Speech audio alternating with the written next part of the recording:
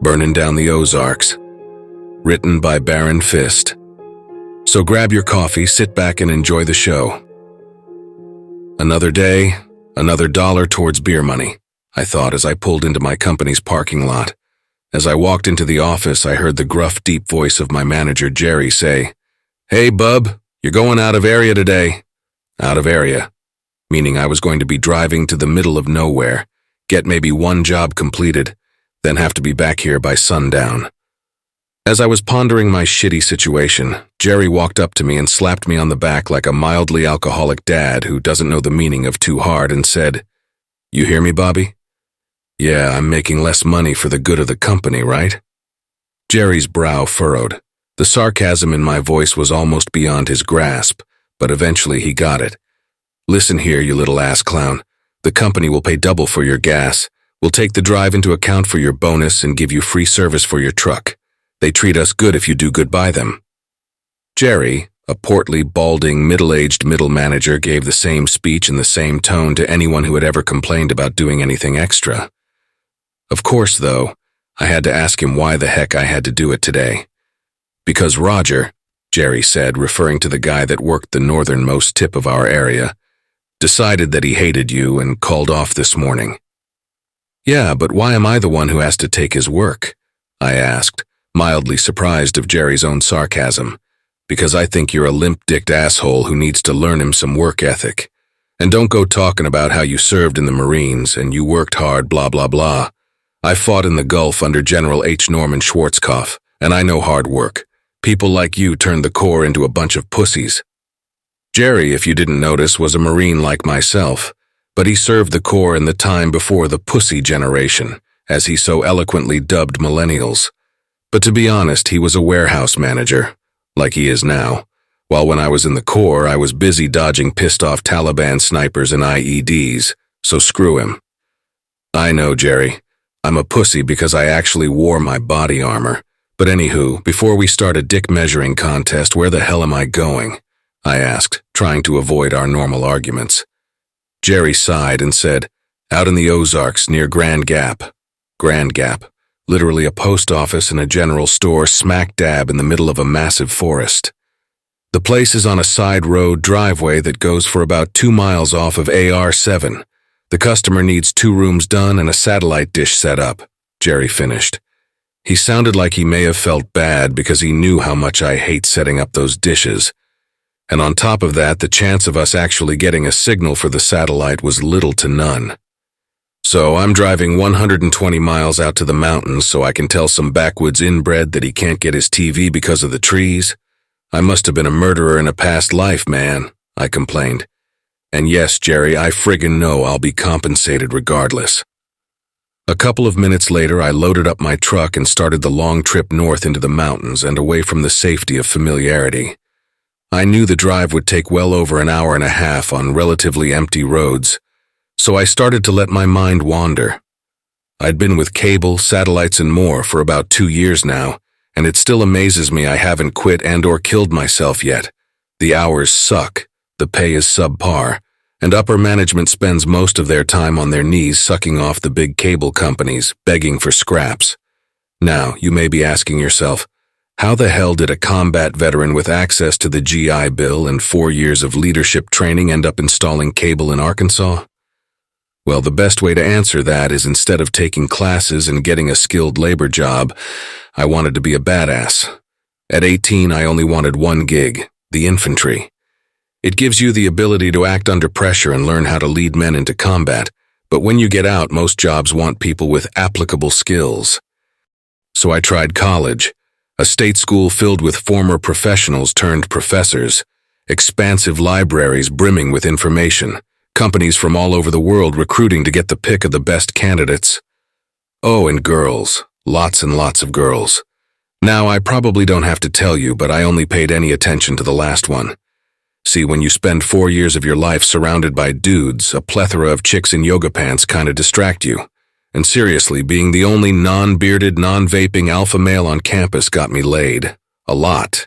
Like I'm talking Ron Jeremy's hairy ass would be jealous of me. Well, for my frequency of fornication, not my GPA. But shit happens, and I got this gig while I was directionless. Directionless, by the way, is the word used to describe me by my court-appointed therapist. I'll leave most of the details out, but some punk bitch decided to tell me not to sleep with his girlfriend while I was at state. I decided him eating my fist would be the best way for me to convey my feeling of distaste for his sentiment. One thing led to another, and I have to go see a shrink for my PTSD. PTSD my ass. I liked what I did over there. Get up, go on patrol, possibly shoot some Hajis, then go back to the fob.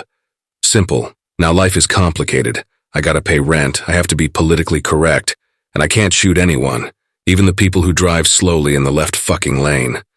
Well, whatever. Maybe I'll be lucky, and whoever this customer is will be a super hot art student staying at her parents' cabin for winter break. She'll answer the door half naked, take one look at my manly frame, hopefully ignoring the pudge hanging over my belt, and invite me in to help her keep warm for the winter. I let my thoughts wander, thinking about the pretty blonde, no, maybe brunette waiting for me. Looking back, I really wish that was the case. As I got closer to the address, the GPS on my phone started acting a bit finicky, but it was able to steer me to the right driveway. Well, driveway was a word, it was more or less a dirt path shrouded by old as hell white oak and cottonwood. I heard leaves and pines crinkle under the weight of my truck as I steered down the narrow track. As I drove deeper, I noticed that this part of the forest was dense and looked barely touched. See, I went camping in the Ozarks every year with my dad up until I was 17. Almost everywhere we went, you could tell the woods had been affected by people in some way. You know, random piece of trash, carved initials of young lovers, tire or human tracks, and all that shit. These trees, this path, and everything it encompassed seemed to have remained unscathed, even though someone apparently lived out here. It was strange, to say the least, especially because there seemed to be no tire tracks going up the driveway. The path dragged on, and it seemed to narrow out to the point where I didn't think I could fit my truck on it much longer. Then I saw a small patch of brighter earth in an open area about 200 yards ahead of me. I silently thanked the man upstairs that I wouldn't have to lug all my equipment through the woods. As I approached the opening, I caught my first glimpse of the house, or better yet, shit pile I'd be working on today. It stood, well, slumped, at around 2 stories, with rotted wood siding and maybe 2 out of 10 windows not smashed in. The front lawn was just dirt, leaves and pines scattered around. I couldn't fucking believe my eyes. How am I supposed to install TV boxes when there is no power? I thought. This is probably some redneck with a makeshift wind turbine strapped to a tree. Probably going to ask why he can't get his NASCAR. I scanned for the front door and saw a dilapidated plank covering the largest of the house's orifices. I decided that was my best bet as a front door. At this point, I was just honestly hoping no one was home. There was no car, everything was overrun, and there couldn't possibly be a decent source of power anywhere on this property. But God was definitely not on my side that day. As I approached the front door, I saw movement beyond one of the non-smashed-in windows. I may have seen some shit overseas, but someone actually living out here in this busted house couldn't be someone I wanted to be alone with. But if I didn't at least try to complete the job, I wouldn't get paid any bonus. As I arrived to the plank door, I slowly reached my hand to knock, but before I could reach, it swung open. Behind the door was a person, at the least what was left of a person after spending a few months at a concentration camp. This guy stood at 6 foot tall, no more than 120 pounds, white as a ghost, and seemed to be made of only bones and thinly stretched skin. He looked like somebody sucked all the fat and sinew out of his body. But the creepiest part was his eyes. They seemed empty, the pupils so expansive that I couldn't make out the color and barely see the whites. I realized I'd been staring and looked down at my paperwork. "Good morning, sir. Is this the residence of Mr. Vitter?" I barely got it out before he opened the black hole that was his mouth. "Why have you come?" His words rolled off his tongue, heavily laden with a thick, syrupy Scandinavian accent. I barely could respond. Here I was trying to install a satellite for Count Dracula, and he doesn't ask me what I want or who I am, but why have I come? Who the hell says that? I'm your cable technician here to get your TV set up, I stammered. It was all I could get out with his pitch-black eyes staring right through me. He continued to stare for what felt like an hour until he opened the hole in his face. "Oh yes, come forth into my home. I will show you where you will be working. But be warned, I do not like anything in my home touched. Your business here is the televisions only. Is that understood?" This guy looked like fucking Skeletor and sounds like a James Bond villain, I thought. Aloud I said, "Yes sir, I won't touch any of your stuff or knickknacks or personals. Just want to set up the TVs and head back to Little Rock." He stared at me for a second and turned towards the dark house, beckoning for me to follow. As I trailed my gaunt host into the ramshackle house, I couldn't help but notice the nauseating scent of decaying meat, mixed with a tinge of rusted copper. It was as if I wandered into an abandoned slaughterhouse, and I could smell the years of blood and decomposition of millions of animal parts. "Don't think like that, man. This guy is probably a hunter, lives off the grid and finally decided he missed ESPN and called us up," I thought. But the smell wasn't the only off-putting characteristic of Mr. Viter's home. It was the decor, or lack thereof. The front door opened directly into what can barely be described as a living room. The only sign that an actual human lived here was a decrepit rocking chair that looked like it was the sole survivor of Dresden. The wood was badly scorched, and the only parts that weren't burned were heavily frayed. I felt like if I sat down in it, I would be pulling 1,000 splinters out of my ass and wiping flecks of charred wood off my pants for eternity. I took my eyes off of the chair and finally saw the TV I'd be connecting the receiver to. I say TV sarcastically, because I'm pretty sure the set I grew up with 29 years ago was more advanced. I saw that the ancient beast still had the original wood paneling and everything. I hope to God I had some sort of adapter in the truck, because no way I was telling Dr. Frankenstein I didn't have the parts. Now this is the first television. It is a Zenith from 1949. I was told your company specialized in connecting New Age media to these types of TV sets. Am I correct? Mr. Viter turned and looked at me with his empty eyes as he asked this. "Should be. I can always figure it out," I lied. The oldest TV I set up was from the 90s. I'm so fucked, I thought. I'm gonna punch that punk bitch Roger in the fucking throat as soon as I see him. Motherfucker better buy me a beer for calling out. Good. I would be very disappointed if I do not have my shows. Viter, I think, smiled as he said this and put an intense emphasis on very. He let me pause in the living room to assess the back of the TV. One look was all I needed. One look told me I was utterly fucked. This TV did not have a single connection I recognized. But I had an idea. The job description I received for Mr. Viter stated he did not want the satellite on the roof.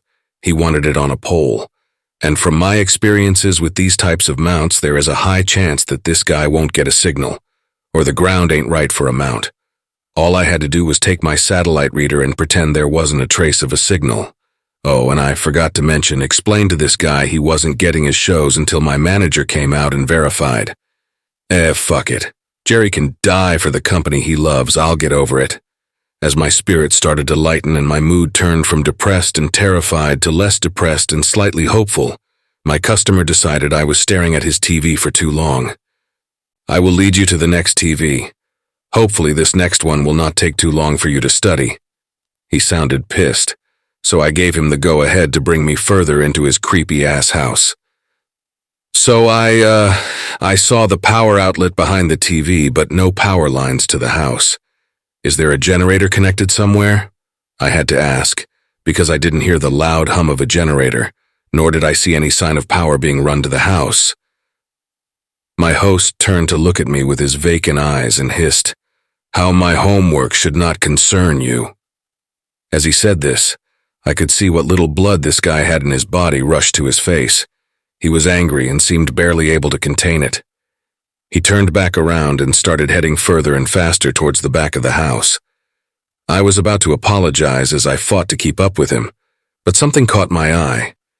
It was a picture on the wall, one of those old-timey portraits you see in people's grandparents' house. I could only take a quick look, but from what I could tell even in black and white, one of the men in the portrait looked exactly like Mr. Viter, like to a T.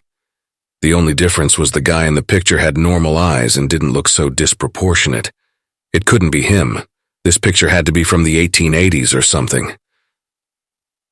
Vitter stopped abruptly before I could finish studying the picture and pointed toward an open doorway to our right. He said, "This is where the last TV is, and it is exactly like the first one. Do you need to stare at it incessantly, or will the information I have given you be enough?"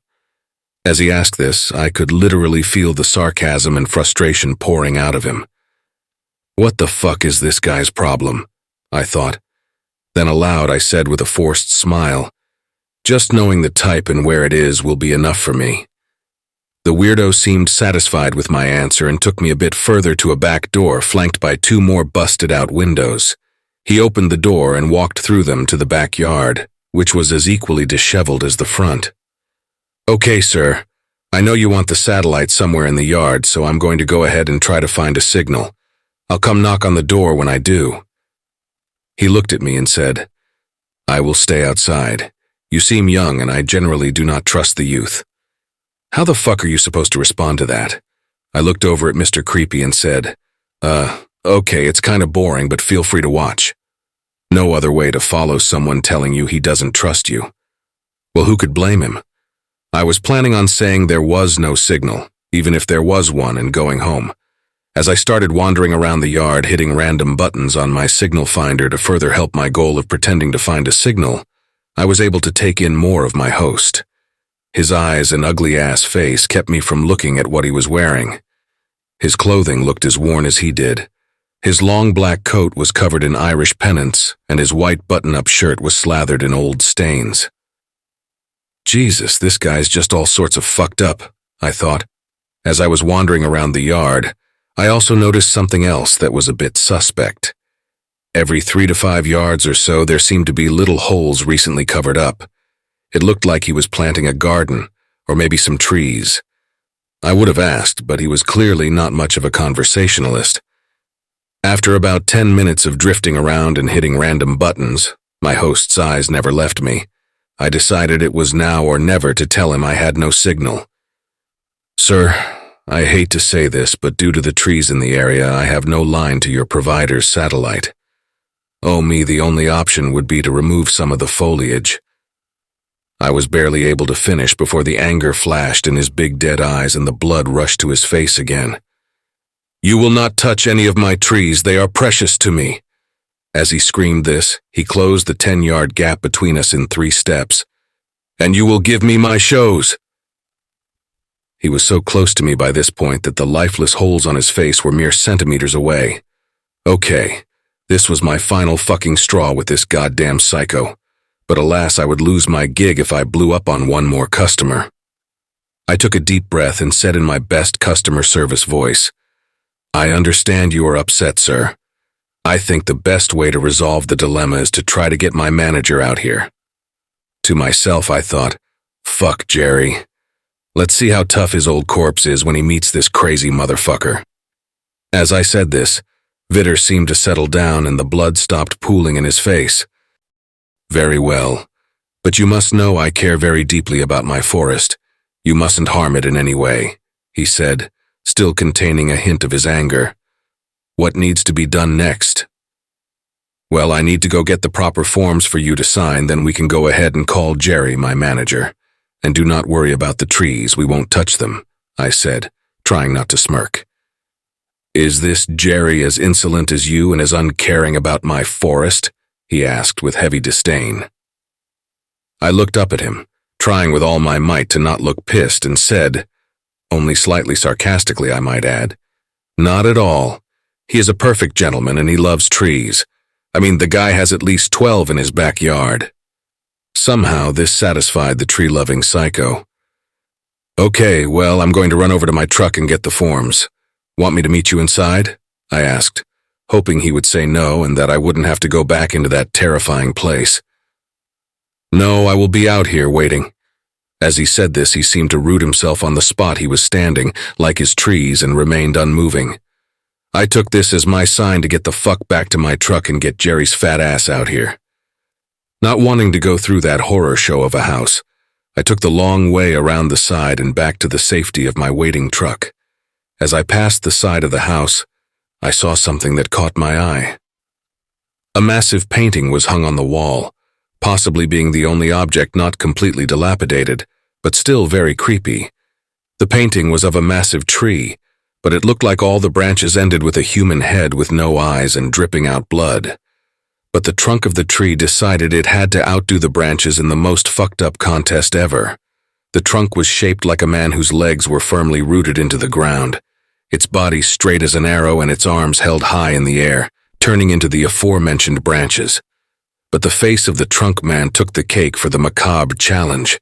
The mouth was locked in a permanent scream, spewing rivulets of blood that pooled up at the tree's roots. The eyes were wide open, seemingly fixated on the branches above as if in a trance with the gore-stained scene going on above its head. "What the fuck?" I mumbled to myself. "If you were smart, Bobby, you would leave. But alas, I'm a dumb redneck grunt from Little Rock, and I refused to leave until the paperwork was signed. I had bills to pay. So I decided to ignore the massive evidence that this place was probably not too safe and continued on to my truck. As I approached my truck, I couldn't help but notice that it looked significantly lower. Now, before you have to ask, yes, my truck was lifted, and I may or may not be compensating for something. Regardless of my inadequacies, as I got closer, I saw that my 2 front tires had gone flat. I said aloud to myself, "Fuck me sideways. How the fuck?" I nearly yelled the last fuck, but I kept it down so I wouldn't have to deal with Vitter. I walked over to my now useless vehicle and inspected the tires, and when I realized what had happened, I silently cursed myself. Since I was so busy trying to avoid lugging equipment around, I had not noticed I parked directly on top of an upraised tree root. Fuck. Now I had to not only make Jerry come here, but I'd need him to pick me up some spares. He was going to be pissed. I took one more look at the depressing sight that was my lifted 24-inch custom tires and opened the front cab. I started fumbling around with my little folder filled with different paperwork until I found the right documents. Thankfully, I had 1 copy left. First good news of the fucking day. The shitty part of the no-signal process is that you need the customer to verbally confirm with the manager that they want the site issue confirmed. Don't ask me why, probably some legal bullshit. I started making my way back to the yard, but this time I took the side that didn't have the creepy-ass painting on it. As I arrived again to the backyard, I couldn't help but notice the absence of Mr. Vitter. Shit, I muttered to myself. I headed towards where he was last standing. Maybe he was taking a leak behind one of his precious trees, and God knows there was no plumbing in that horror show of a house.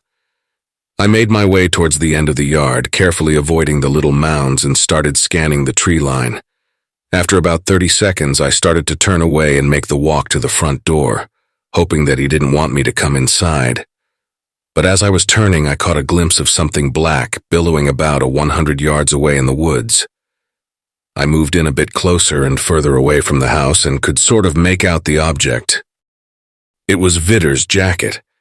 As I took a closer look, I then saw a black boot only a few feet from where I was standing, and another roughly 30 yards past that. Did this guy just strip down and wander into the woods? Well, this was it. The weirdest fucking day of my life. Now you may be thinking, why didn't I book it and flag down the first car I saw and get the hell out of Dodge? The answer is, I'm an idiot and I'm curious by nature. Also, I couldn't just leave a job. It would apparently jeopardize the trust between my small company and the big ones we contract for. My next step would be to call Jerry and figure out what the hell I need to do. I pulled up my phone and hit Jerry's number. As I waited for the familiar gruff voice to ask, "What the fuck do you want?" The phone cut off. I looked down at my screen and saw the dreaded "call was lost" tag pop in front of my screen. Fuck me right in the goddamn ass. I tried again, and this time it wouldn't even ring once. I started wandering around the backyard, hoping there was a stronger signal somewhere, when finally I gave up. My efforts were fruitless. It dawned on me that Jerry was with one of our new guys today up near Mountain View, about 100 miles east of where I was and a good 2-hour drive. On top of that, the cell service may have been even worse out there. Shit. No other manager was in today. Even if I could get service, they wouldn't pick up. My only option was to call the dispatch office for the satellite company. The folks over there have about zero sympathy for us not completing a job that was given to us. but having someone at least be aware of my situation may stop me from being canned. I made my way to the front yard and thankfully found a single bar of service. Just in case, I tried Jerry again, but nada. I started scrolling through my contacts list and found the number I was looking for. It started ringing, thank God for small miracles, and thankfully I heard a pleasant female voice. "Thank you for calling Northern Star, the #1 satellite TV provider in North America. How can I assist you today?" Wow, all this time saying I got to call someone I had no idea what to tell them exactly.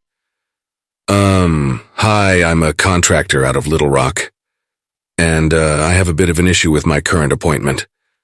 I waited for a moment, and I heard the lady sigh and say in an annoyed voice, "Have you tried calling your manager?" These fucking heartless bastards. I needed a small amount of assistance, but it was too much of a fucking problem to take a call.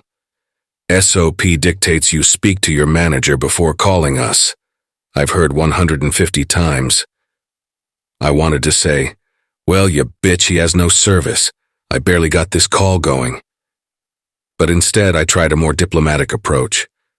"I apologize, I know this isn't standard, but I cannot reach my boss. He is out of service." I waited, praying she would just have some sympathy in her heart. "Okay, sir. I will transfer you to your area dispatcher. Prepare to hold."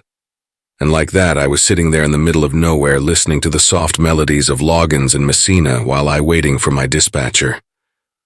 The music abruptly stopped, and I heard an equally pleasant yet male voice on the other end.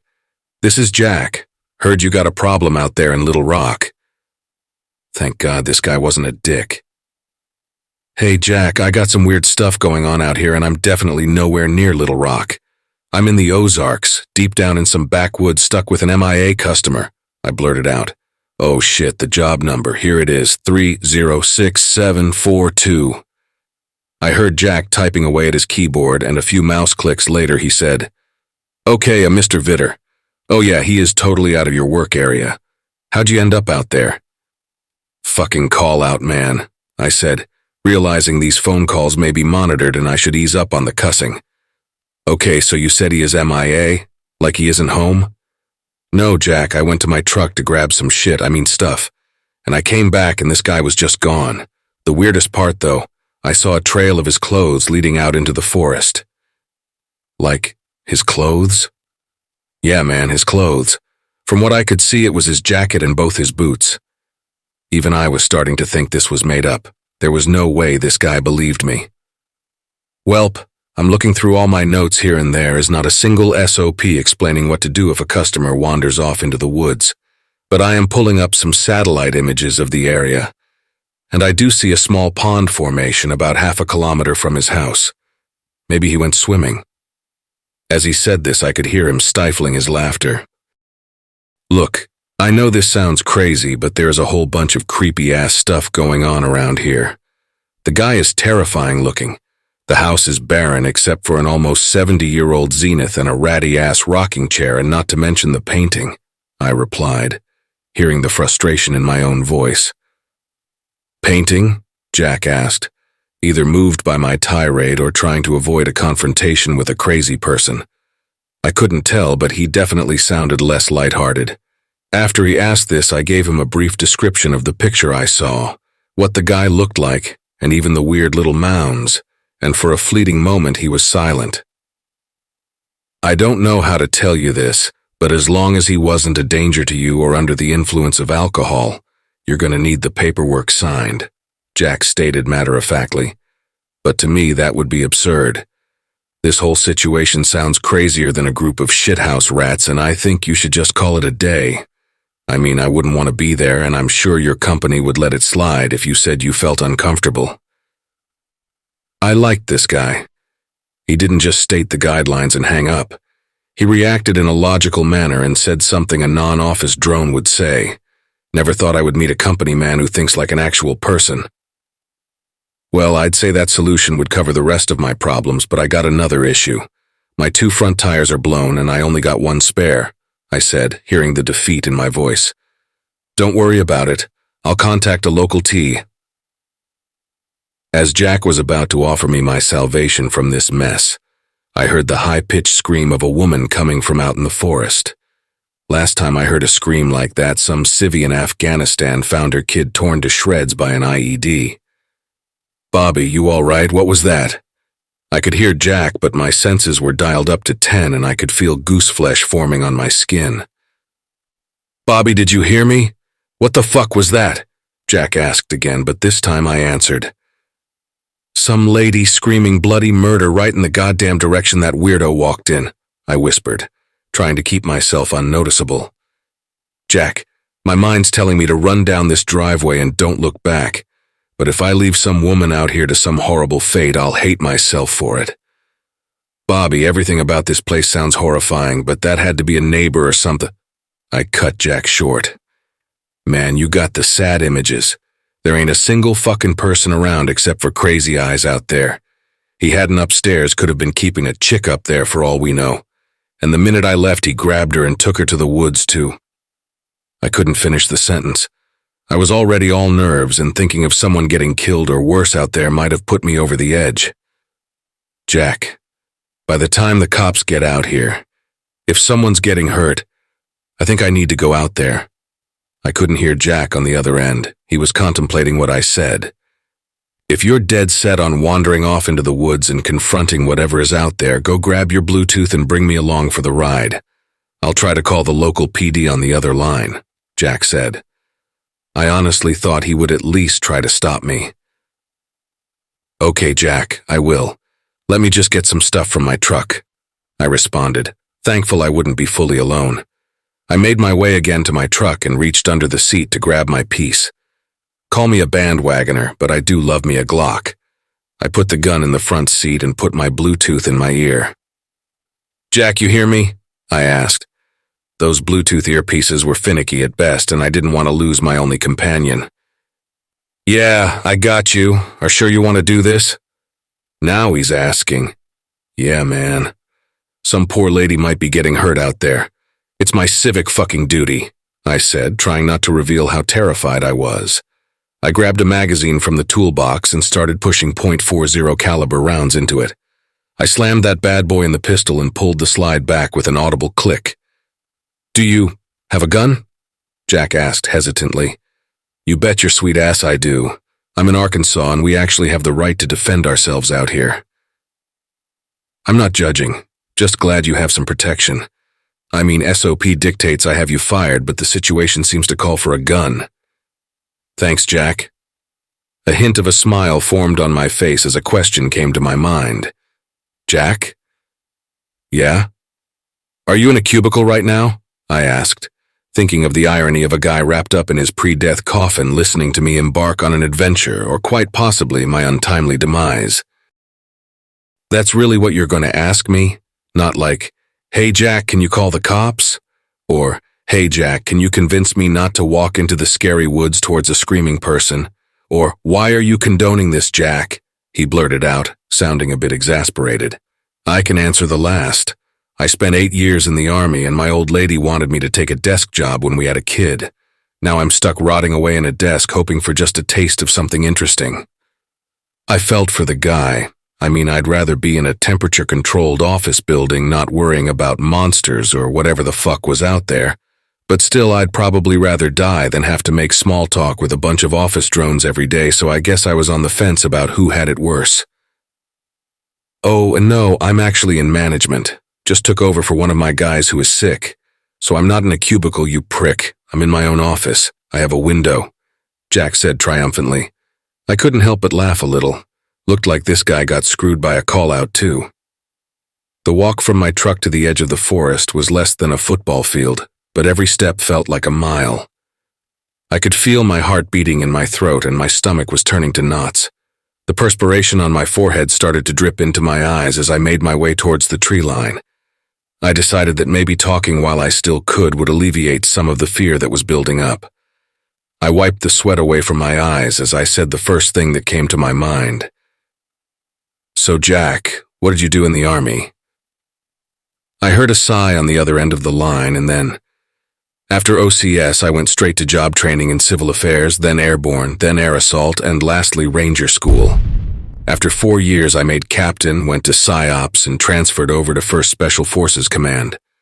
Another odd question to ask at a time like this, Bobby. The first part sounded rehearsed. He probably got asked a lot. Yeah, just trying to build up courage here. And PSYOPs, huh? Passing out flyers or doing shady shit? I asked, hoping I didn't sound too judgmental. With none of the lightheartedness I heard him speak with before, he stated, shady shit.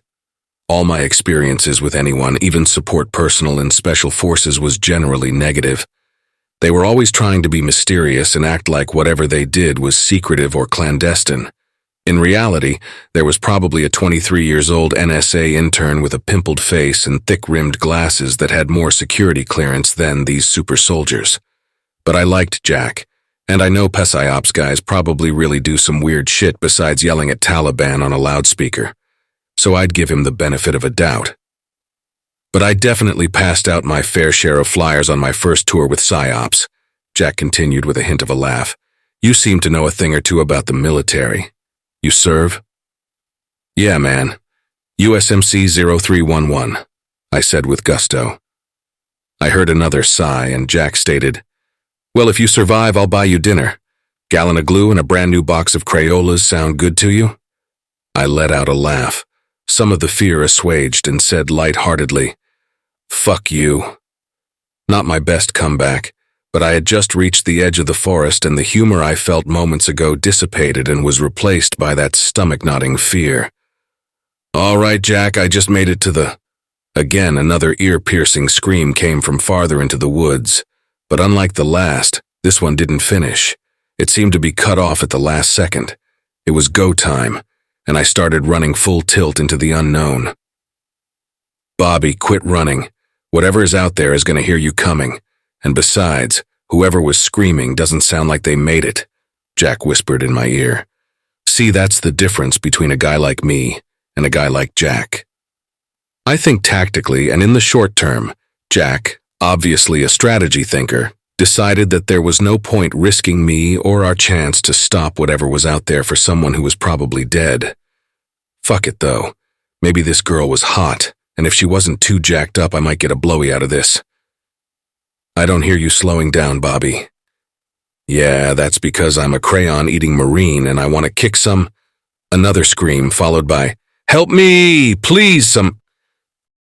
The rest cut off by another scream from the speaker followed by a vulgar tearing sound, and a noise I can only describe as a bucket of chum being dumped out on a dry dock. The screams this time came from maybe 30 yards ahead of me, but the sounds had stopped completely, making everything eerily quiet. I heeded Jack's advice and slowed my sprint to a walk. I got down and started low crawling to where I thought the screams came from. As I inched closer, I could feel the roots and sticks making small cuts on my stomach. It was as if the whole forest floor had turned against me. But the pain subsided when I smelled something familiar. Rusted copper. Blood. I saw a large tree in my path and could make out a clearing beyond its massive base. I inched behind the tree and took a quick glance into the clearing, and I felt bile reach the back of my throat.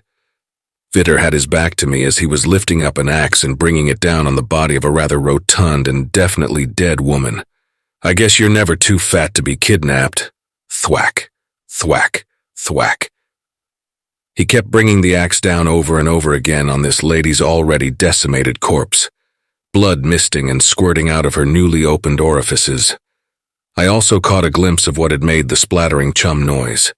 About 3 feet away from her body, it looked as if her stomach was torn out and all of her innards were spilled onto the ground. It was a squirmy mass of intestines, kidneys, and other organs, all leaking blood and other fluids. The smell of the blood, half-digested food, and shit from her punctured colon permeated the air. It was so strong I felt as if I could taste it. Jack, I whispered as quietly as I could into the Bluetooth. This guy disemboweled a chick and is chopping her to pieces. Jack didn't respond for what felt like 10 years until I heard a quiet munching. Sorry, didn't catch that, got bored waiting and grabbed a snack. Snickers really do help hunger pangs, you know. Fuck, Jack. I'm out here watching some woman get butchered by a psychopath and you're eating a Snickers? I whispered, trying my hardest to keep Vitter unaware of my presence. Sorry, Bobby, you weren't saying much and I needed a snack. You're still alive, so nothing too crazy happened, Jack stated matter-of-factly. Avoiding the topic of the horror show in front of me, he continued. Also, I think I'm onto something. I did some research while you were fucking around in the woods, and I think I may know what you're dealing with, but you ain't gonna like it, brother. I was getting impatient and trying not to retaste my daily egg McMuffin, so I said as quietly as I could while expressing my annoyance, "What? Just tell me. I doubt I can be more creeped out than I already am." Well, between the tree, the mounds, and Mr. Tall, dark and terrifying, I think you're dealing with the evil Danish god of the forest, Jack said without a hint of humor. What the fuck are you talking about? I asked incredulously, and possibly a bit too loudly because Vitter suddenly stopped hacking. Oh shit, this is it. This is how I fucking die, I thought. But the footsteps and sudden death never came and the hacking resumed. Jack then spoke up. That was close, so anywho, I'll explain what I found. I went on to some sort of occult Google. Never seen this search engine before, but basically you type in a description of a monster, or whatever shit you are dealing with, and it tells you what it is. And I'm pretty positive, from what you've told me, that you are dealing with a Danish forest god who happens to be an evil prick. Like super evil. He requires pieces of 1,000 corpses to build his army of humanoid tree monsters. So, for example, if you were to dig up those little mounds you saw, you would be finding fingers, toes, ears, and other human parts used as the seeds to grow his forest friends. As Jack was speaking, I poked at a mound near my foot. As I did, the loose pile of dirt revealed a piece of a human ear, or tongue, or something. I don't fucking know. I'm not a doctor. Jack continued. Next up is what he looks like. See, his body isn't a tree per se, but it's a tree with a face screaming his commands and looking to the heavens. Oh yeah, there's severed heads on the tips of its branches that spout blood to help his tree babies grow. Any of this sound familiar? Jack stated, sounding almost amused. Sick fuck, I thought. The rest cut off by another scream from the speaker, followed by a vulgar tearing sound, and a noise I can only describe as a bucket of chum being dumped out on a dry dock. The screams this time came from maybe 30 yards ahead of me, but the sounds had stopped completely, making everything eerily quiet. I heeded Jack's advice and slowed my sprint to a walk. I got down and started low crawling to where I thought the screams came from. As I inched closer, I could feel the roots and sticks making small cuts on my stomach. It was as if the whole forest floor had turned against me. But the pain subsided when I smelled something familiar. Rusted copper. Blood. I saw a large tree in my path and could make out a clearing beyond its massive base. I inched behind the tree and took a quick glance into the clearing, and I felt bile reach the back of my throat. Vitter had his back to me as he was lifting up an axe and bringing it down on the body of a rather rotund and definitely dead woman. I guess you're never too fat to be kidnapped. Thwack. Thwack, thwack. He kept bringing the axe down over and over again on this lady's already decimated corpse, blood misting and squirting out of her newly opened orifices. I also caught a glimpse of what had made the splattering chum noise. About 3 feet away from her body, it looked as if her stomach was torn out and all of her innards were spilled onto the ground. It was a squirmy mass of intestines, kidneys, and other organs, all leaking blood and other fluids. The smell of the blood, half-digested food, and shit from her punctured colon permeated the air. It was so strong I felt as if I could taste it. Jack, I whispered as quietly as I could into the Bluetooth. This guy disemboweled a chick and is chopping her to pieces. Jack didn't respond for what felt like 10 years until I heard a quiet munching. Sorry, didn't catch that, got bored waiting and grabbed a snack. Snickers really do help hunger pangs, you know. Fuck, Jack. I'm out here watching some woman get butchered by a psychopath and you're eating a Snickers? I whispered, trying my hardest to keep Vitter unaware of my presence. Sorry, Bobby, you weren't saying much and I needed a snack. You're still alive, so nothing too crazy happened, Jack stated matter-of-factly. Avoiding the topic of the horror show in front of me, he continued. Also, I think I'm onto something. I did some research while you were fucking around in the woods, and I think I may know what you're dealing with, but you ain't gonna like it, brother. I was getting impatient and trying not to retaste my daily egg McMuffin, so I said as quietly as I could while expressing my annoyance, "What? Just tell me. I doubt I can be more creeped out than I already am." "Well, between the tree, the mounds, and Mr. Tall, dark and terrifying, I think you're dealing with the evil Danish god of the forest," Jack said without a hint of humor. "What the fuck are you talking about?" I asked incredulously, and possibly a bit too loudly because Vitter suddenly stopped hacking. Oh shit, this is it. This is how I fucking die, I thought. But the footsteps and sudden death never came and the hacking resumed. Jack then spoke up. "That was close, so anywho, I'll explain what I found. I went on to some sort of occult Google. Never seen this search engine before, but basically you type in a description of a monster, or whatever shit you are dealing with, and it tells you what it is. And I'm pretty positive, from what you've told me, that you are dealing with a Danish forest god who happens to be an evil prick. Like super evil. He requires pieces of 1,000 corpses to build his army of humanoid tree monsters. So, for example, if you were to dig up those little mounds you saw, you would be finding fingers, toes, ears, and other human parts used as the seeds to grow his forest friends. As Jack was speaking, I poked at a mound near my foot. As I did, the loose pile of dirt revealed a piece of a human ear, or tongue, or something. I don't fucking know. I'm not a doctor." Jack continued. "Next up is what he looks like. See, his body isn't a tree per se, but it's a tree with a face screaming his commands and looking to the heavens. Oh yeah, there's severed heads on the tips of its branches that spout blood to help his tree babies grow. Any of this sound familiar?"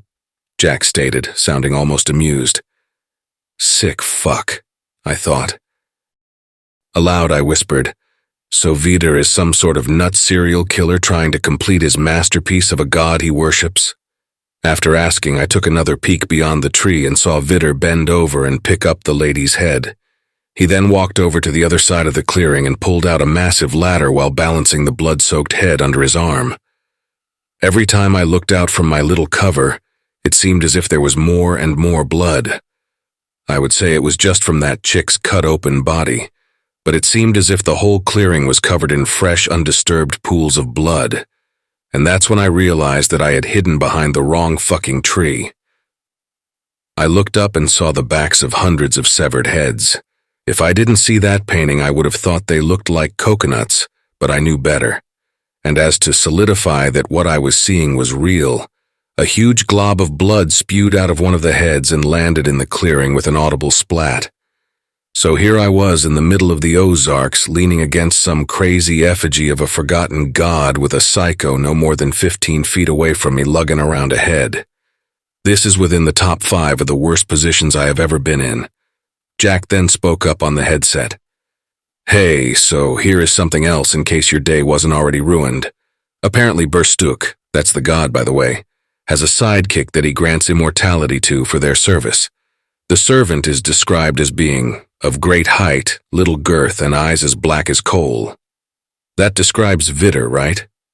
I swear Jack sounded almost excited about all of this.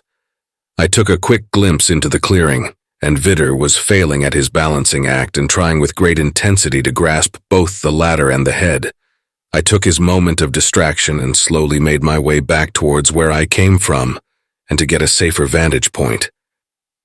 "Jack, I made it back about 20 yards. Can you do me a favor and call the cops? I don't think I can do much more for that lady," I whispered, still trying to keep quiet. "Yeah, just gonna further ruin your day. I have tried about 5 times. Each time I try reaching the town you're in, the call goes dead. I tried calling the police out here in Manhattan to see if they could do anything. They laughed and told me they can't do much for somebody in the middle of the Ozarks. I think you may be on your own. Well, except for me, buddy. If it's any consolation and you get killed by crazy devil worshiper or his pet tree god, I'll avenge you." Okay, Jack was either the calmest motherfucker on the planet or he was truly enjoying all of this. "So what the hell should I do, Jack? And why the fuck are you so calm?" Jack took a deep breath and spoke calmly, almost coldly. "Put 2 rounds in his chest and 1 in his head. I highly doubt this guy or his tree are actually anything supernatural, just a nut job who is obsessed with Danish folklore. And to answer your question, I spent a large amount of my life fighting some of the most violent, despicable terrorists on the planet. Some lady getting her guts spilled out, and a skinny weirdo serial killer cutting people's heads off isn't too far from the shit I've seen. Damn, this dude is hard, I thought. Probably the best dispatcher I could have had today. Aloud, I asked, "Okay, but what if they are, supernatural?" Once again in that cold voice, Jack spoke up. "Per the article on these guys, you will need to set aflame the old god Burstuk and the servant will again be mortal. So set Burstuk on fire before he comes alive and then shoot Vitter. Easy peasy." Damn, I bet this gung-ho-ass army man wouldn't be so tough if he was here facing this thing alone, but he sounds confident. I gotta have some faith, I thought. I closed my eyes and kept my back to my new cover. "You gonna do this, kid? Just go up there, tell him to freeze, put a few rounds in him, and when the cops finally show up, just say he charged you.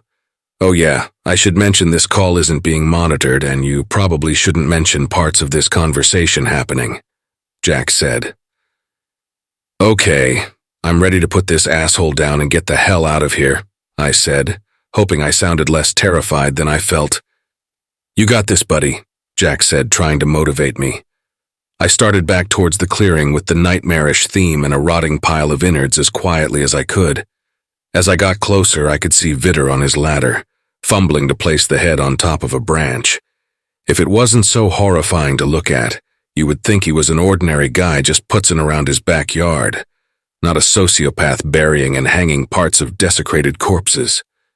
I gathered up what was of my shot nerves and bellowed, "Hey, dickbag!" Vitter turned his head toward me as I snuck up behind him. "Get down off the ladder slowly. Once you hit the ground, turn around and put your hands up." I felt and sounded like a testosterone-fueled cop. It was almost as cool as being a testosterone-fueled Marine. But instead of listening to me, Vitter hopped down off the top of the ladder and turned to face me. With a devilish sneer, he said, "Is my TV ready, cable boy?" He laughed at my perplexed look. "What? You think I should fear you and your mortal weapons?" As he was speaking, he started toward the axe that was resting between us. "Lord Burstuk granted me the gift of an unending life as long as I facilitated his rebirth in our world and assisted him in becoming the ruler of the forests once more." He was no less than 5 feet from the axe when I yelled, "I'm warning you, nut job. Do not take one more step. I will fucking spray your goddamn tree puppet with your fucking brain matter." In my ear, Jack shouted, "Nice line. Where'd you hear that, a movie?" Ignoring the psycho in my ear canal and keeping focus on the psycho reaching for the axe in front of me, I took a few steps back so to avoid any axe swings if Vitter reached for it. "You are a fool, boy. I have been rebuilding the Garden of Burstuk for over a century. Many mortals have tried to stop me, but their bodies and their glorious life's blood belong to my lord. And soon Burstuk's revival will be completed. But you will never bask in the glory of my lord, for I shall bring down his justice and let his children bathe in your blood." As he said this, he charged forward, reaching for the axe. I warned him not to move, but he made his choice. Bang! Bang! Bang! I felt the welcome feeling of the gun recoiling in my hand and the vibrations it sent up my arm. My aim was a bit off, but all 3 rounds found a home. The first 2 ripped into his stomach, filling the already stinking clearing with the smell of rotted meat and fecal stew. The third snapped his head back as it buried its way between those black-as-night eyes, fulfilling my promise of spraying his precious tree with his brain matter and skull fragments. Vitter crumbled in a heap on the ground, adjacent to the leftover pieces of the girl he butchered earlier. I heard a crackling on the Bluetooth. "Is he dead?" Jack asked, again with that ice-cold voice he donned when he was talking about taking lives and stacking bodies. I was pretty sure, but I started walking over to make certain I'd be facing manslaughter charges in my near future. I was a foot away when Vitter's hand bolted out and grabbed my ankle. Pain shot up my leg, his grip like a bear trap. Bang! Bang! I put 2 more rounds in his skull, which caused his head to once again violently flail backwards, smashing into the ground. But his fucking hand stood strong. I reached down and grabbed the axe and took a powerful downward swing, severing his bony appendage and releasing the pressure on my ankle. I don't know if it was the adrenaline or the fear, But one thing I finally noticed was that he wasn't bleeding. 5 bullets and a detached hand, but barely any blood, just a small trickle from the axe wound. I swear I saw brain and skull fly out when I popped him in the head. Jack, he isn't fucking bleeding. I've put 5 fucking rounds in this asshole and chopped off his hand. Just a few drops, I said desperately, trying to express my confusion. From what I can read, the servant will drain all his blood to feed the early parts of Burstook's development, Jack said, finally with a hint of worry in his voice. Bobby, I think this might be the real thing. As Jack spoke the last word, Vitter's eyes turned towards me as the holes in his face healed themselves. He let out a guttural laugh and roared, I have already proclaimed I have been given the gift of immortality by the great Lord Burstook, and no corporeal weapons can scathe me. If you heard him, he stays down for a minute. Do something and get the fuck out of there, Jack yelled through the headset. And he was right. I picked up the axe before Vitter could make a move and brought it down onto his skull, splitting it almost clean in half. I saw as what was left of his brain matter spill out onto the forest floor. No way he's getting up from that anytime soon, I said into the mic. I cut that fucker's head clean in half. Still, instead of admiring your morbid handiwork, why don't you get the fuck out of there? Jack yelled into my ear. He was right, and I started booking it through the woods, hopefully towards my truck and the large can of gasoline I keep in the bed.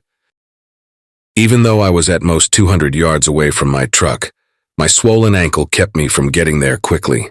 Vitter was probably already healed up and fixing to feed me to his tree. Luckily, I had Jack help me keep my shit straight as I made my way back to my waiting Ram 1500. When I made it to the yard, I went around the side with the painting and made sure to give Burstook the bird and said, I'm gonna burn you down, motherfucker, and all your little tree babies. Oh, and your servant Vitter, I'm gonna gut him slow, just you wait, bitch. Talking to a painting, Bobby? Jack chirped in my ear. You may need some therapy when this is all said and done. Way ahead of you. Apparently I have PTSD, I responded. Don't we all? Jack said with a bit of humor in his voice. While we were talking, I made it back to the Ram and started sifting through all my junk looking for my gas can.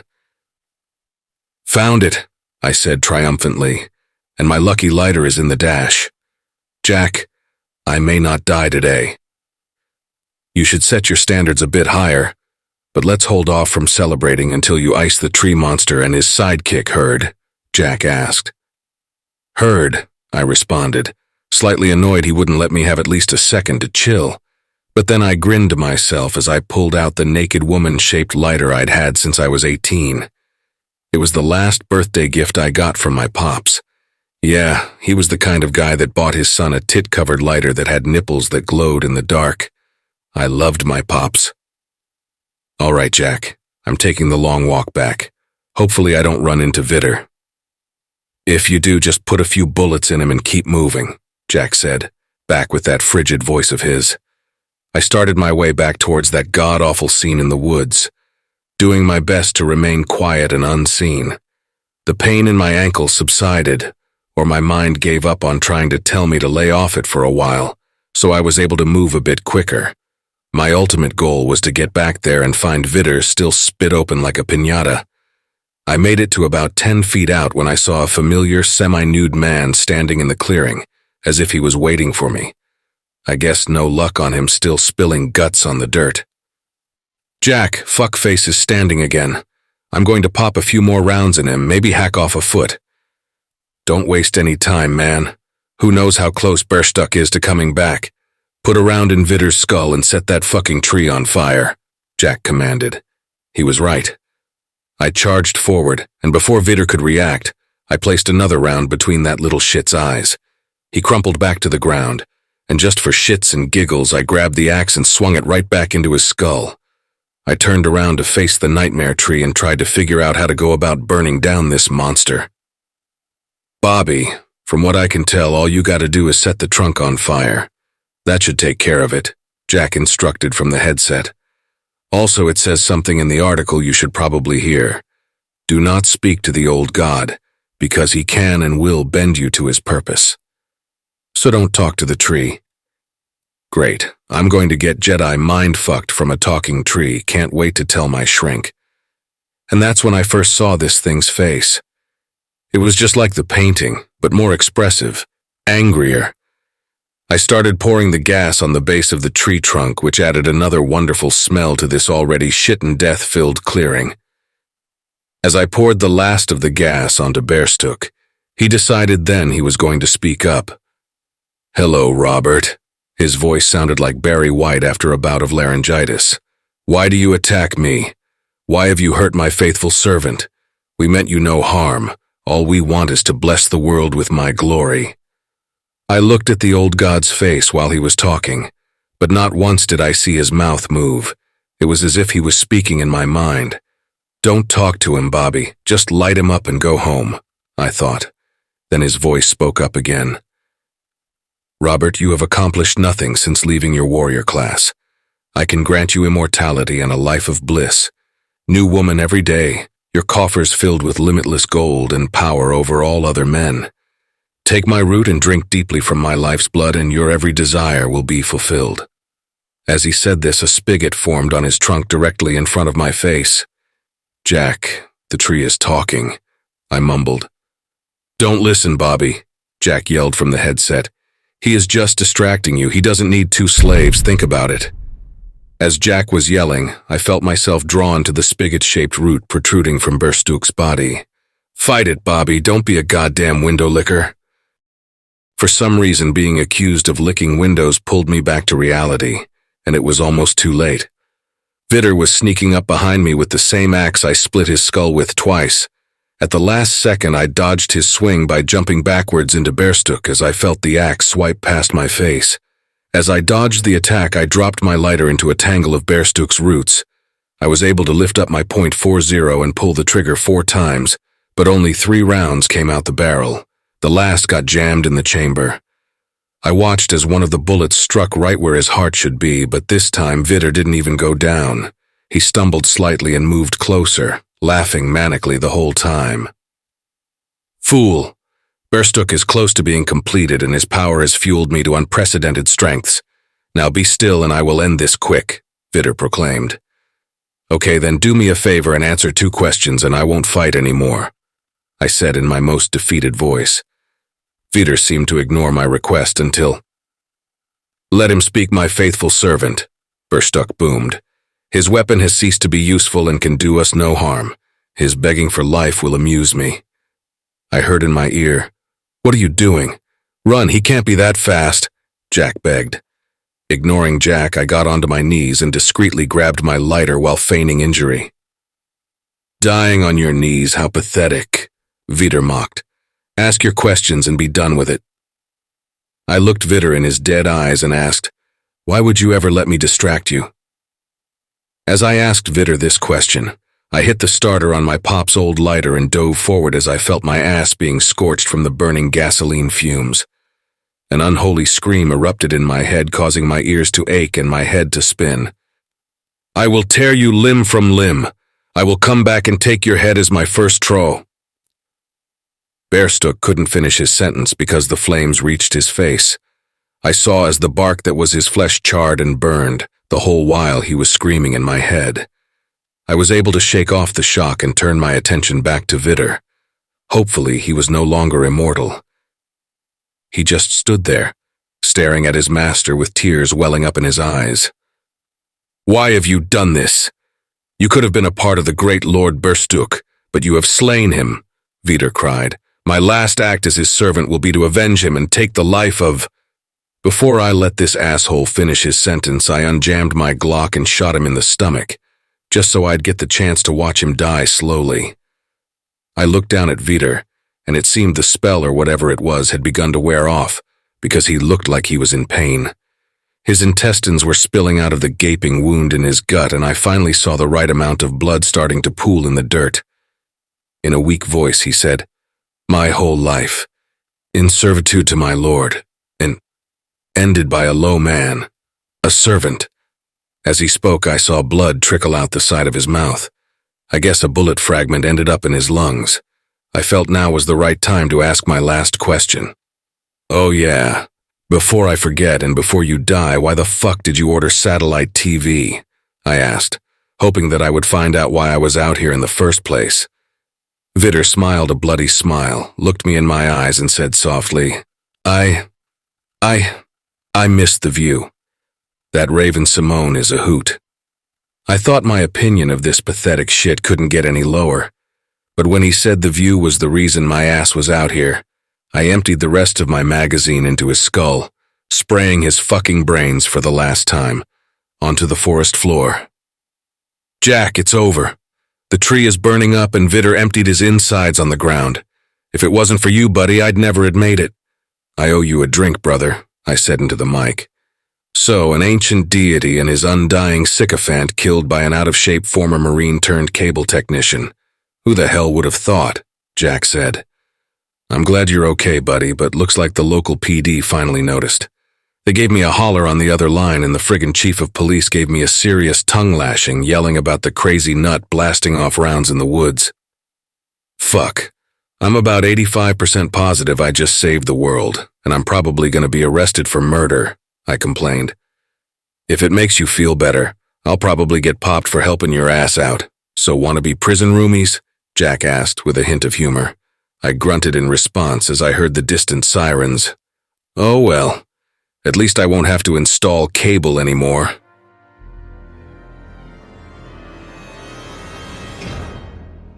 Hey family, a very big thank you to Baron Fist for allowing me to narrate such an awesome tale.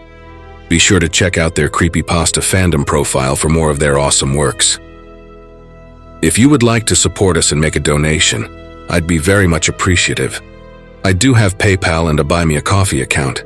Be sure to also check out our merch store. There are plenty of items and designs to choose from.